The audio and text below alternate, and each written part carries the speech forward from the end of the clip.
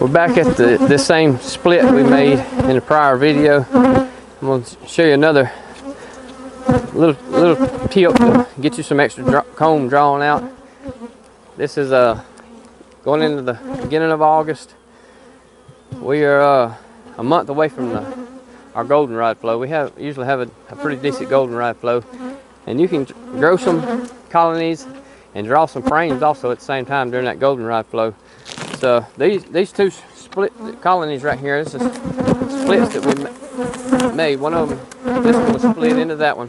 Both of them packed slam full of bees, slam full of brood and honey, wall to wall. They really need some more room or be split again. Here's another option. We're going to set boxes of comb, boxes of foundation right on top of this box. No excluder, just set them right up top. And that'll give them some room to expand up, draw those combs. You can leave these on, overwinter them like this, but what we're going to do is use just to draw foundation, get foundation started. I keep a check in these every once in a while, and as they start to, I'm not going to let them completely draw them out and start soaring in them or laying in them. At least that's going to be my attempt. And just as they get them all started drawing good, I'm going to pull the box off, shake the bees out, and I'm going to store this comb.